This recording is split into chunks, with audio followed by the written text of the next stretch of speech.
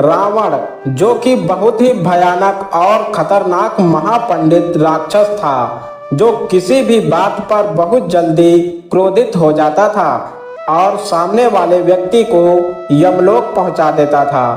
रावण के वंश में ही ऐसे ऐसे खतरनाक योद्धा थे जिनको परास्त करने में अच्छे अच्छों का पसीना छूट जाता था।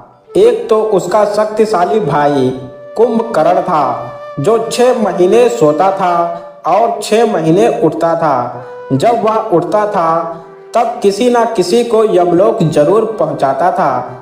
लेकिन हम यहाँ उसके भाई कुंभकर्ण की बात नहीं करेंगे, हम उसके एक ऐसे पुत्र की बात करेंगे जिससे स्वयं रावण थर थर कांपने लगता था, जिसने स्वयं यमराज को भी हरा दिया था।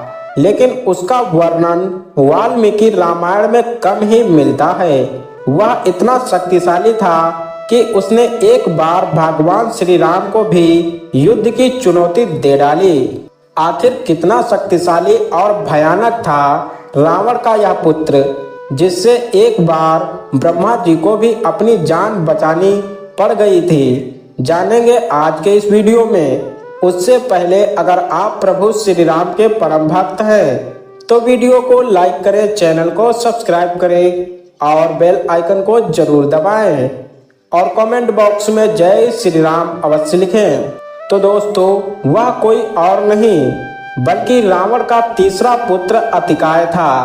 अतिकाय पिछले जन्म में महाराक्षस कैटभ था, जिसने बैकुंठ में भगवान विष्णु को भी हिला दिया था और इस जन्म में वह बहुत ही शक्तिशाली योद्धा था, जिसने कैलाश पर्वत पर भी चढ़कर भगवान महादेव को भी अपमानित किया था।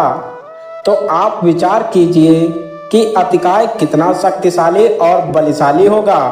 हिंदी कथाओं में आता है कि महादेव ने एक बार अतिकाय पर त्रिशूल चला दिया था, लेकिन उससे भी अतिकाय बच गया, जिससे प्रसन्न होकर महादेव ने उसे धनुष बाण का कठोर ज्ञान दिया था।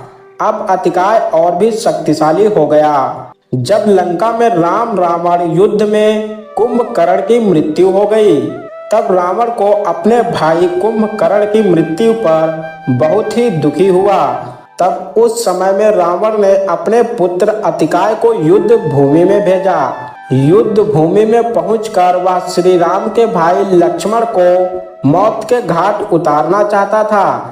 जिस तरह से कुंभकर्ण की मौत से उसके पिता रावण दुखी थे, उसी तरह से वह राम को भी उनके भाई लक्ष्मण की मृत्यु पर रुलाना चाहता था। लक्ष्मण ने भी उसे युद्ध के लिए ललकार दिया और जब लक्ष्मण जी अतिकाय से युद्ध कर रहे थे, तब बीच में दारुक नामक असुर आ गया, जिसका मस्तक काटकर लक्ष्मण जी ने अलग कर दिया।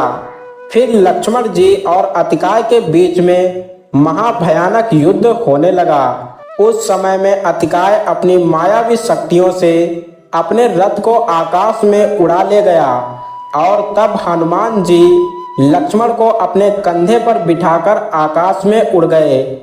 अब आकाश में ही अतिकाय और लक्ष्मण जी के बीच में महायुद्ध होने लगा। लक्ष्मण जी के किसी भी अस्त्र शस्त्र का असर अतिकाय पर नहीं हो रहा था और अब लक्ष्मण जी को कुछ भी समझ में नहीं आ रहा था कि क्या करें। और यह सब नजारा इंद्रदेव ऊपर आकाश में बैठकर देख रहे थे। तब इंद्र ने वायुदेव को लक्ष्मण जी के पास भेजा और वायुदेव ने लक्ष्मण जी के पास पहुंचकर कहा कि अतिकाय को ब्रह्मा जी से सुरक्षा कवच मिला हुआ है, जिसे किसी भी धनुष बाण से भेदना मुश्किल है। अब तुम ब्रह्मास्त्र का प्रयोग करो। तब लक्ष्मण जी ने ब्रह्मास्त्र का प्रयोग किया और ब्रह्मास्त्र लगते ही अतिकाय का सुरक्षा कवच टूट गया, जिससे कि वह दम से धरती पर आ गिरा। इसके बाद रावण पुत्र अतिकाय का वध संभव हुआ। तो दोस्तों, आज के लिए बस इतना ही। हम फिर मिलेंगे, तब तक देखते रहें हमारे YouTube चैनल क्या है संसार को। धन्यवाद।